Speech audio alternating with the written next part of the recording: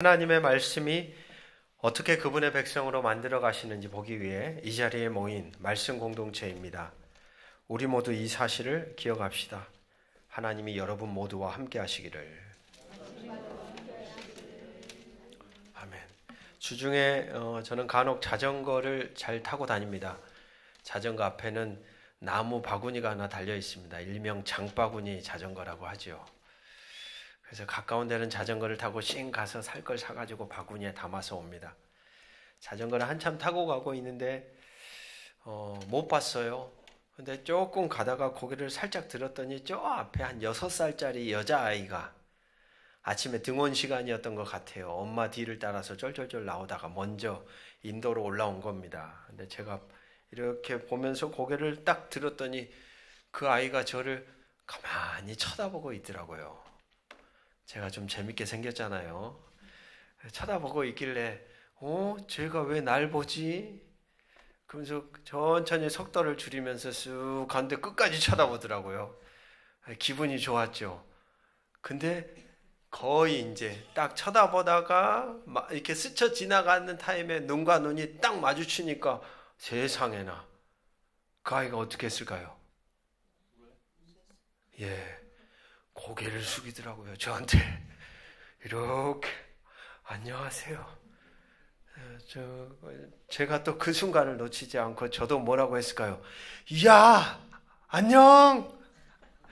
너무 기분이 좋아가지고. 여러분 일상을 우리가 살아가다 보면 그런 것 같아요. 저는 그 아이하고 아침에 그 순간 마주친 흔적이 제 마음이 따뜻했어요. 좋은 거예요. 사람 만남이 이런 거 아니, 이런 자리인데, 생판 모르는 저 아이가 나를 언제 봤다고 세상에 날 보고 인사를 다 해주네? 그거 자체만으로도 너무 제 마음이 따뜻해가지고, 그 아이에게 제가 소리쳤죠. 야, 앉아! 얼마나 하루가 행복했는지 모르겠습니다. 오늘 이 자리에 오신 여러분들의 만남은 어떠신가요? 이 자리에 오셨는데 좀 그런 마음, 그런 넉넉함으로 우리가 좌우 다시 한번 바라보시면서 잘 모르는 분도 계시죠? 넉넉함으로 잘 오셨습니다. 우리 함께해서 행복합니다. 한번 고백해 봅시다. 시작.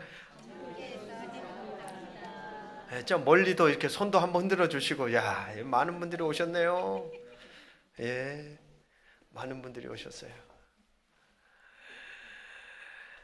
혹시 아십니까? 주보에 제가 매주마다 안내 순서자들 옆에 조그마한 기도문을 하나씩 꼭 올려놓습니다.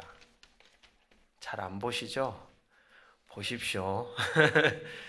그게 언제 때 기도문이냐면 1200년대 기록된 기도문입니다. 1200년에.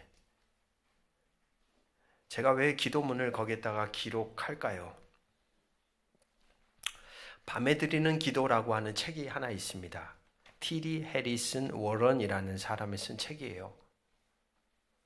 거기에 이런 문구가 딱 눈에 들어왔습니다. 대개 우리가 기도를 멈추지 않는 이유는 기세등등한 승리나 어떤 의심도 없는 신뢰 때문이 아니라 이 문장이 저에게는 탁 다가왔어요. 같이 한번 따라해 볼까요? 기도가 우리를 형성하기 때문이다.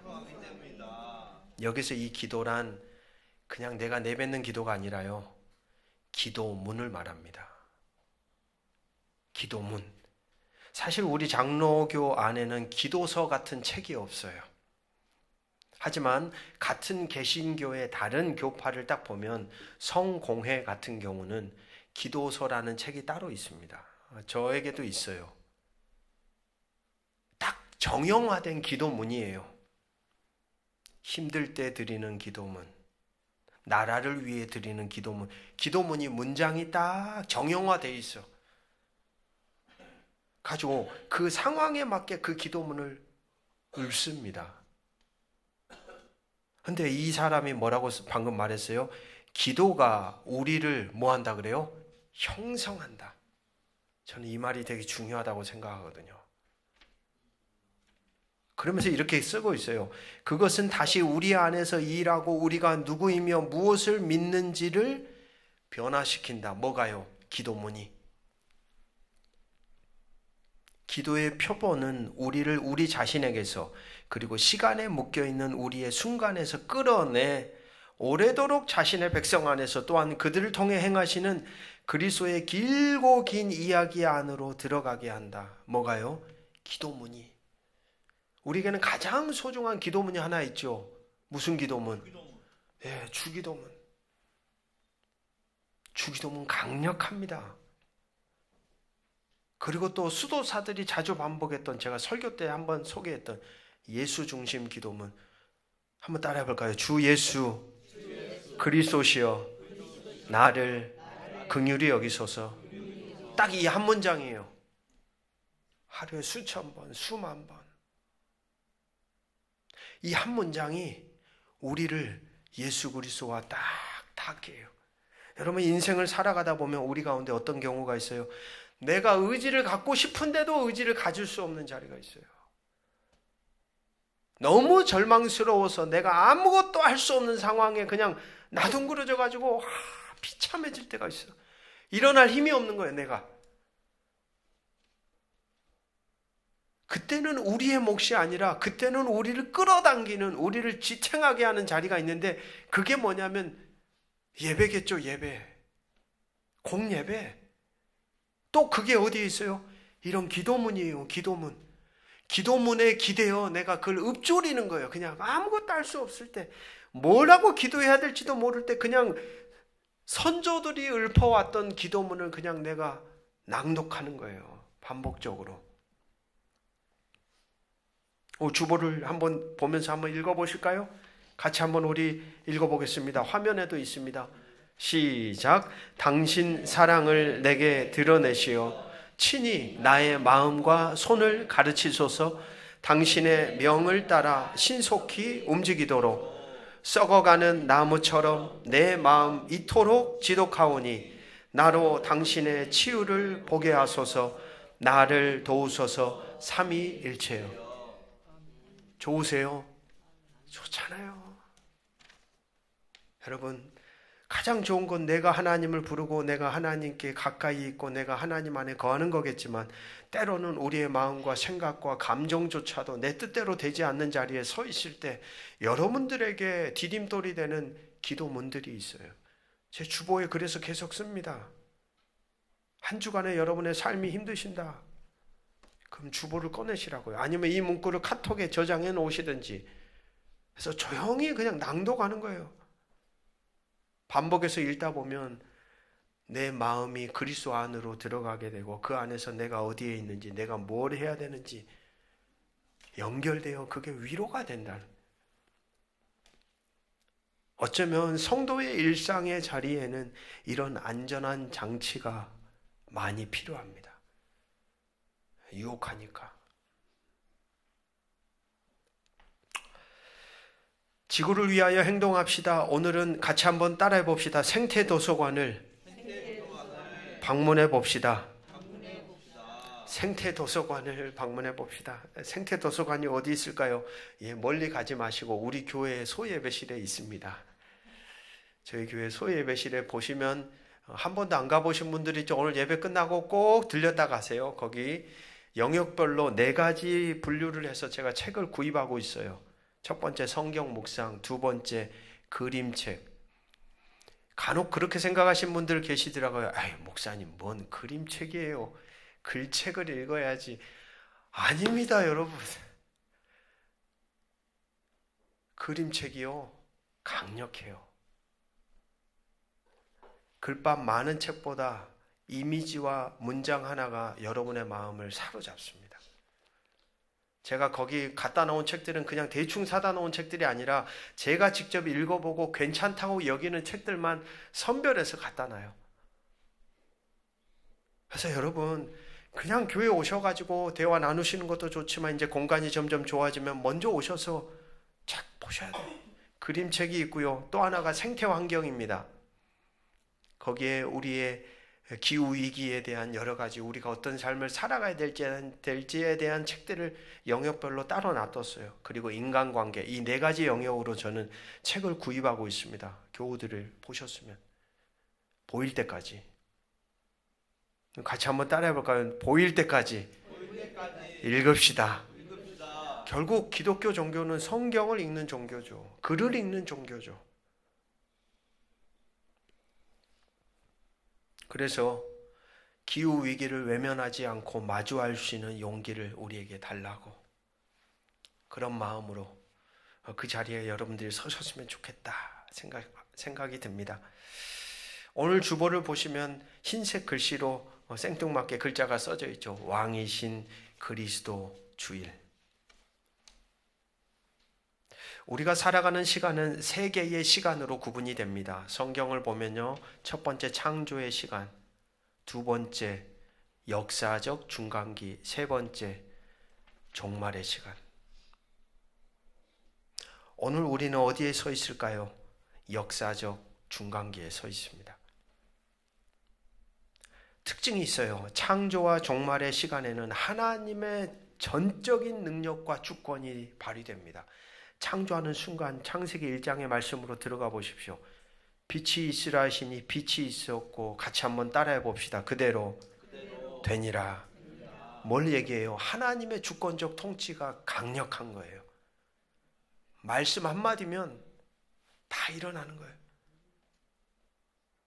역사적 종말의 때도 역시 똑같습니다. 요한계시록의 말씀을 보면 하나님의 나라가 저 하늘에서 어디로? 이 땅으로 임하죠. 이 땅에 하나님의 나라가 세워지죠. 여러분, 그래서 성경은요, 혹성 탈출식의 다른 장소에 하나님의 나라를 우리에게 소개하지 않습니다. 죽어서 어디를 가는 개념을 얘기하지 않아요. 성경은 우리가 살고 있는 이 땅을 새롭게 갱신시키는 하나님 나라를 보여주죠. 자, 그렇다면 그 중간의 시기가 비어 있는 겁니다. 오늘 우리는 역사적 중간기를 살아가고 있습니다. 바로 그 가운데 우리가 서 있죠. 이 중간기의 특징이 있습니다. 뭡니까? 하나님의 임재와 하나님의 부재가 뭐한다? 공존하고 있다. 완벽하게 임하기 전까지는 이게 계속 공존하는 거예요. 그러니까 그 안에는 뭐가 있어요? 치열한 싸움이 있어요. 전쟁터예요. 그렇기에 이 시기에는 하나님께 속한 백성으로 살아가는 그들의 흔적, 그들의 존재됨이 더없이 중요해집니다. 우리 같이 한번 선포해 볼까요? 하나님은 사람을 통하여, 한 번 더 고백합시다. 나를 통하여, 너를 통하여 일하십니다. 할렐루야. 이 역사적 중간기에는 하나님은 하나님의 사람들과 협업하세요. 마음을 주시는 거예요. 감동을 주시는 거예요. 그 사람들을 통하여 하나님은 하나님의 나라를 이 땅에 세워가십니다. 누가 중요해져요? 오늘 내가 중요한 거예요. 나라는 존재가 더없이 중요한 거예요. 우리 모두가 하나님의 대리자로 하나님의 말씀 안에 삶을 통하여, 존재를 통하여 하나님의 뜻을 바르게 구현해야 하는 아주 소중한 거룩한 사람들로 부름받은 거죠. 그러나 보십시오. 돈과 인간의 욕망으로 결합된 세상의 거대한 물줄기 한복판에서 전혀 다른 방식인 하나님 말씀의 통치 가운데 삶을 살아낸다는 것은 정말로 너무나도 만만한 일이 아닙니다. 때로는 거대한 물줄기가 우리가 살아내려고 하는 삶을 짓밟고 부서뜨리고 급기야 우리의 존재를 집어삼키기도 하잖아요. 바로 그러한 고난, 핍박, 고난, 갈등 속에 그렇다면 우리는 어떻게 이 역사적 중간기의 시간을 신실하게 살아낼 수 있을까? 처음 초대교회 공동체 성도들은 그래서 한 날을 정했습니다. 주님이 부활하신 날을 정하여 모이기를 시작했어요. 그날이 주일이었죠. 하지만 이 초대교회 기독교의 역사는 한 날만 정한 게 아니라 점점 날들을 특별하게 의미 부여를 하기 시작합니다. 부활절, 성령 강림절. 그러다 보면서 점차적으로 만들어진 게 뭐냐? 교회력이라는 하나의 달력이 만들어진 겁니다. 교회력. 여러분이 보시는 주보에 보면 제가 그래서 주일 오전 예배 밑에 항상 교회력을 따라 거기에 문구를 적어 놓는 이유가 거기에 있습니다. 교회력은 뭘 기준을 따라 움직이냐면 예수 그리스도의 행적, 그의 인생의 발자취를 따라 기록이 됩니다. 그래서 그 시작은 언제냐? 12월 첫째 주가 시작인 거예요. 무슨 절로? 대림절이에요. 여러분, 대림이라는 것은 뭐라는 의미예요? 오시기를 기다린다는 거예요. 누구를 기다려요? 왕을 기다리는 거예요. 왕이 세상이 너무 절망적이니까 칠흑 같은 어둠 속에서 왕이신 예수님 오십시오 하면서 시대가 출발한 거예요. 그리고 오늘 우리는 그 마지막 자리에 서 있어요. 왕이 어떻게 하세요? 이번에 왕으로 오신 거예요. 그러니까 교회력의 전체의 이야기는 하나의 흐름으로 연결이 되어 있어요. 왕을 기다리는 사람들이 왕을 치열하게 기다리면서 신앙으로 인내하며 말씀 앞에 붙들려서 살아가다가 마지막에는 반드시 누가 오신다? 왕이신 예수가 이 땅에 오신다. 그 믿음을 가지고 살아가는 것이 이 교회력 안에 담겨져 있다는 거예요. 오늘이 그 마지막 정점입니다. 왕이신 그리스도의 주일. 그래서 오늘 우리는 이렇게 고백할 수 있겠죠. 참된 왕이신 그리스도 예수가 우리 가운데 반드시 오신다. 아무리 세상이 어두워도 여러분 지금 세상이 살벌해지고 있잖아요. 각 나라의 지도자들이 어디로 튈지 모르는 럭비공과 같은 사람들이 지도자로 다 세워졌어요. 전 세계가 어떻게 돌아갈지 우리는 한 치 앞도 모르는 시대를 지금 살고 있습니다. 그래서 우리 안에는 그런 생각이 들어요. 힘을 가진 자들이 왕이다. 그들이 세상을 장악하고 정복하고 이끌어갈 거다. 그러나 우리는 거기에서 넘어서서 참된 왕이신 그리스도 예수가 이 세상을 다스린다. 통치한다. 그리고 반드시 그분이 왕이신 하나님의 나라가 예수를 통하여 이 땅 가운데 반드시 임한다라는 걸 우리는 고백하면서 살아가는 것이죠.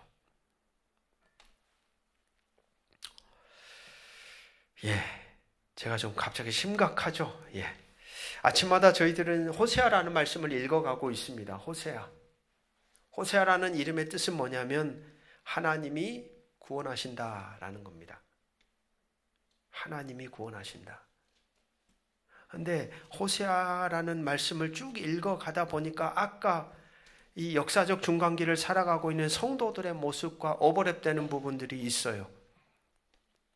호세아의 삶은 하나님의 사랑을 담는 그릇이었습니다.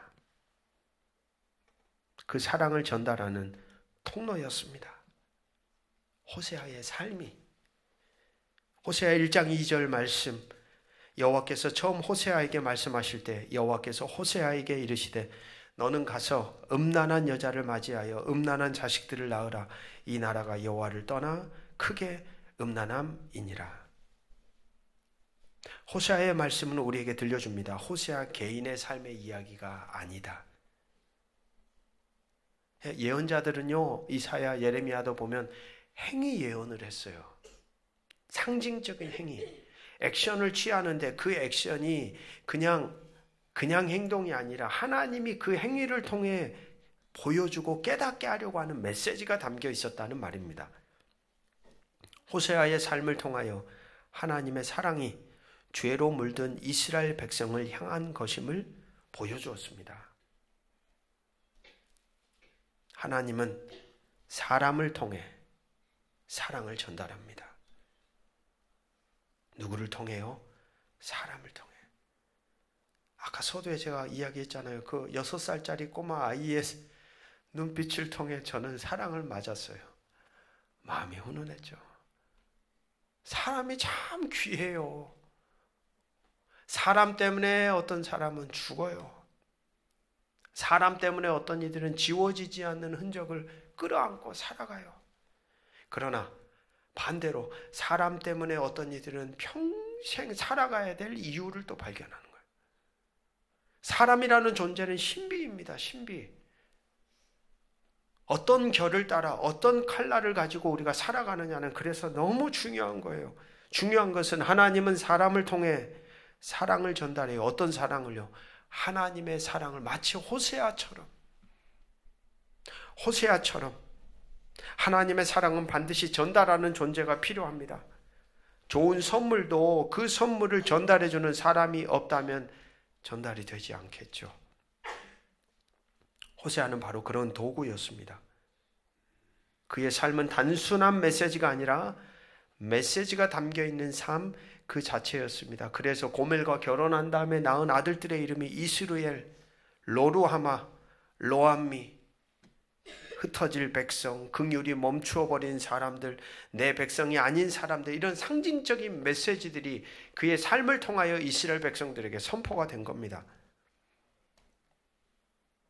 호세아가 자신의 삶을 통하여 그것을 드러내지 않았다면 하나님의 사랑은 전달되지 않았을 겁니다. 사랑하는 성도 여러분, 전달자는 단순한 도구 이상의 역할을 합니다. 그가 어떻게 살아가느냐에 따라 원래의 메시지가 왜곡될 수도 있죠. 그러나 더욱 선명해질 수도 있는 겁니다. 하나님의 사랑을 전한 호세아의 삶은 그 자체로 진리였습니다. 그래서일까요? 철학자 키에르케고르는 이런 말을 했죠. 진리란 말로 전해지기보다 삶으로 증명된다. 호세아의 삶이 꼭 그러했습니다. 호세아 1장부터 4장의 말씀을 읽으며 저는 그런 생각이 들었습니다. 하나님은 오늘도 이 시대에 호세아와 같이 여호와는 구원하신다. 호세아와 같이 그런 사람을 찾으신다는 거예요. 단순히 말을 잘하거나 하나님에 대한 지식이 많은 사람들을 찾는 게 아니라 하나님을 자신의 삶을 통하여 드러내는 사람들을 찾으신다는 거죠. 설교문을 작성하다가 이런 기사 하나를 보았습니다. 가출 청소년 문신 무료로 지워준 의사 15년간 60여 명에게 576회 제거 시술. 서울 클린 타투 의원 박재웅 원장에 대한 기사였습니다. 기사 내용을 쭉 보는데 눈에 들어왔던 부분이 바로 이 의사 선생님이 언제 가장 큰 보람을 느꼈냐. 그렇게 자기한테 시술을 받았던 친구들이 찾아온다는 거예요. 찾아와가지고 뭐라고 얘기해요? 저 취업했어요.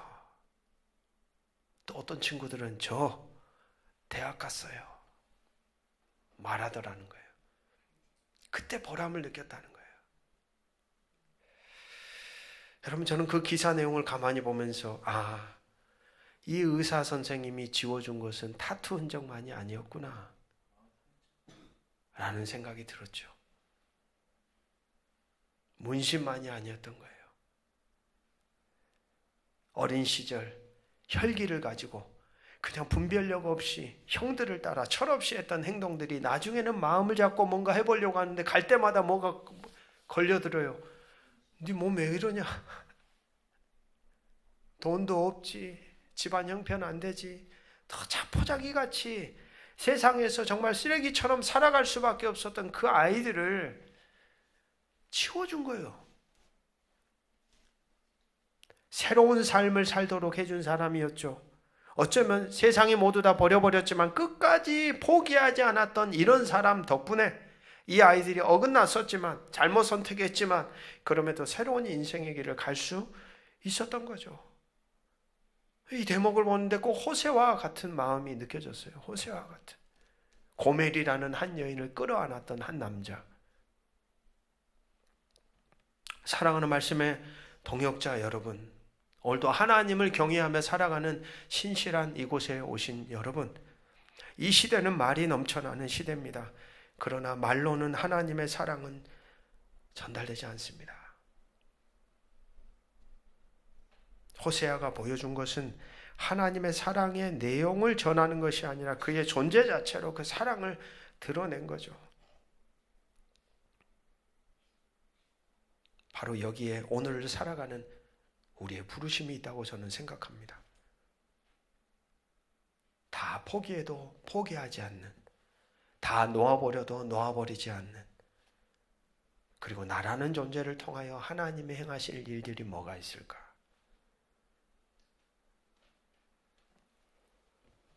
오늘 본문 호세아서 5장을 읽어가다 보면 하나님께서 이스라엘과 유다를 강한 어조로 말씀하시는 것을 봅니다. 너희가 패역하였다. 내가 너희를 심판하겠다.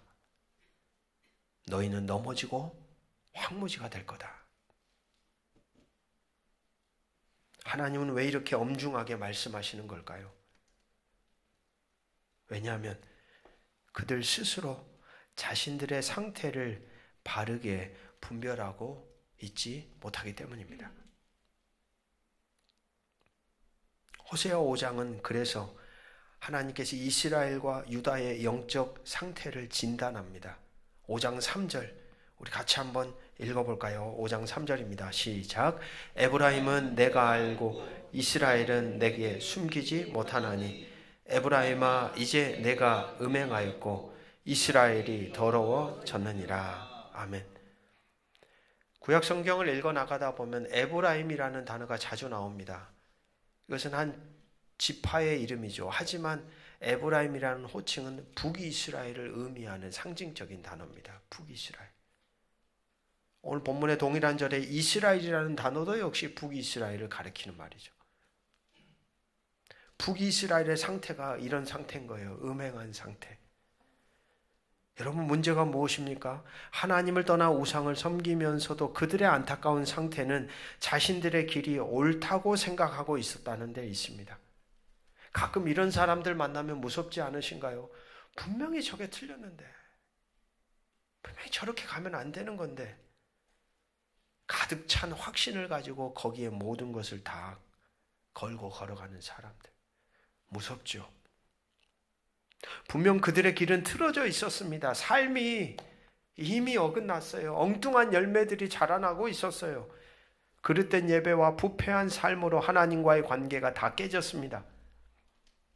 이 상태에서 가장 중요한 것은 그들의 잘못을 깨닫게 하는 거예요. 바른 판결과 치리 없이 그들을 바로 세울 수가 없습니다.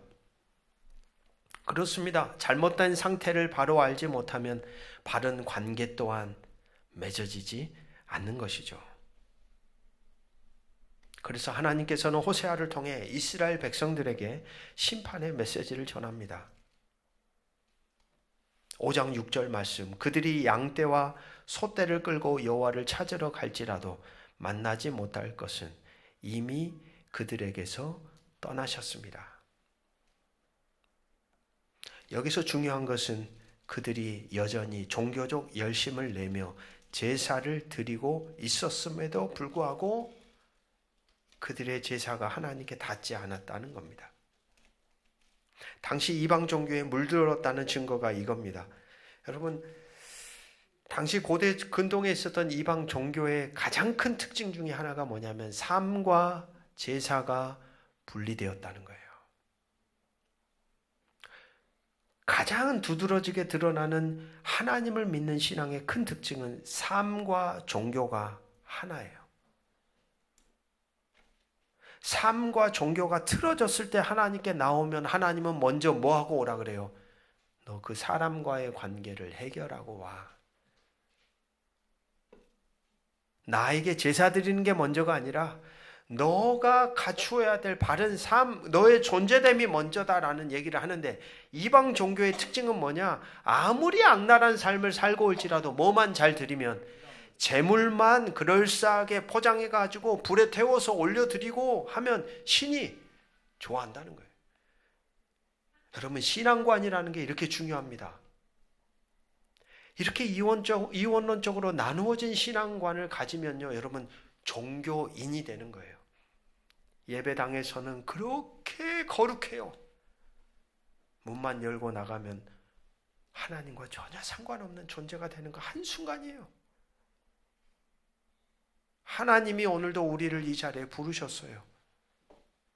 하나님은 우리의 이 자리에서의 모습, 그리고 우리의 일상 삶의 자리의 모습까지도 하나가 되기를 원하시는 거예요. 나누지 말라는 거예요. 여러분, 그 유혹에 빠져서는 안 됩니다. 나누어질 수가 없어요. 우리는 하나예요. 여기서 하나님의 말씀으로 내가 하나님의 은혜를 경험하며 살아간다면 삶의 자리에서도 그런 하나님의 은총과 자비가 흘러가는 존재로 살아가는 거예요. 그럴 때 신앙이 완성되는 거죠. 안타까운 것은 이스라엘 사람들의 모습은 종교 혼합주의가 되어버린 겁니다. 여호와도 섬기면서 이방신도 섬기다 보니까 하나님인지 뭔지 짬뽕이 돼가지고 삶이 아주 엉망진창이었어요. 근데 제사는 칼같이 드렸죠. 하나님이 그런 그들의 제사를 연락하지 않습니다. 하나님과 상관없는 자로 악하게 수단 방법 가리지 않고 부를 축적하고 힘없는 이들의 삶을 마구잡이로 짓밟고 약탈하고 공의와 정의가 부재한 세상을 만드는 그들의 삶을 받지 않으신다는 거예요. 여러분, 하나님과의 바른 관계는 우리의 상태를 정확하게 인식하는 데서부터 출발합니다. 그래서 하나님은 5장의 말씀을 통해 계속해서 얘기하는 거예요. 야, 너희들 내가 칠 거야. 너희들 불러도 내가 이제 대답 안 해. 왜 이런 얘기를 하시는 겁니까? 그 절망의 메시지가 아니에요, 사실은. 하나님이 원하는 것, 너희들 너희 상태를 좀 돌아봐야 돼. 그대로 가서는 안 돼. 이제 끝나는 거야. 라는 이야기를 하는 것이겠죠. 자신들의 죄를 바르게 깨닫고 그것을 참되게 인정하고 바로 잡으려는 결단이 없다면 나와의 만남의 관계가 지속되기는 어렵단다. 라고 이야기하는 것이죠. 그런 맥락에서 보자면 5장의 말씀은 심판의 메시지로 얼룩져 있지만 사실은 그것이 목적이 아닙니다. 그들이 자신의 상태를 바로 깨닫고 회복되기를 원하셨던 겁니다. 5장 15절 말씀 우리 같이 한번 마지막으로 읽어봅니다. 시작. 그들이 그 죄를 뉘우치고 내 얼굴을 구하기까지 내가 내 곳으로 돌아가리라. 그들이 고난 받을 때에 나를 구하리라. 이게 하나님의 본심이에요. 그들이 그 죄를 뉘우치고 내 얼굴을 구하기까지. 마치 자녀가 자신의 잘못을 깨닫고 돌아오기를 기다리는 아버지입니다. 사랑하는 말씀의 동역자 여러분, 우리가 하나님의 치리와 심판을 듣고 두려워할 필요가 없습니다. 오히려 그것은 우리가 감사해야 합니다. 하나님의 매서운 말씀이 때로는 내 폐부를 찔러 쪼개는 것처럼 나를 확 괴롭게 합니까? 여러분, 그걸로 괴로워할 것이 아닙니다. 아직도 우리는 하나님께 연결되어 있다는 증거입니다. 가장 큰 저주는 무엇입니까? 하나님께서 더 이상 아무 말도 하지 않으신다는 침묵입니다. 침묵. 말씀을 마치겠습니다. 이번 한 주도 우리의 존재 상태를 매 순간 말씀 안에서 바르게 분별하며 하나님과의 바른 관계 안에 서기 위해 몸부림치십시오. 그분의 말씀으로 치시고 깨닫게 하실 때 바로 듣고 우리 존재를 돌아보며 여러분에게 주어진 삶을 바로 세워가십시오. 그리고 우리 존재 흔적이 누군가에게 꼭 필요한 하나님의 사랑이 전달되는 거룩한 전달자로 살아가십시오. 그러기를 주 예수의 이름으로 축복합니다. 기도하겠습니다. 모든 지각에 뛰어난 하나님의 평강이 그리스도 예수 안에서 너희 마음과 생각을 지키시리라. 아멘. 아버지 하나님, 우리를 향한 하나님의 말씀을 통해 우리 자신을 돌아보게 하심에 감사합니다. 우리가 살아가는 이 역사적 중간기 속에서 우리의 존재와 삶이 하나님 앞에 바르게 세워지기를 간절히 소망합니다. 주님, 우리가 우리의 상태를 바로 보지 못할 때 하나님의 치리와 말씀을 통해 바로 깨닫게 도와주시옵소서. 우리의 죄와 잘못을 고백하며 회복의 길로 나아가게 하시고 우리의 삶이 하나님의 사랑을 전하는 거룩한 통로가 되게 하여 주시옵소서. 하나님, 우리가 주님의 말씀 안에 삶의 흔적을 남기며 주님의 사랑과 공의를 세상에 전달하는 도구로 쓰여지기를 원합니다. 우리의 매일의 순간이 하나님과의 바른 관계 속에 이루어지게 하시고 우리의 존재가 누군가에게 희망과 소망과 생명의 메시지가 되게 하여 주시옵소서.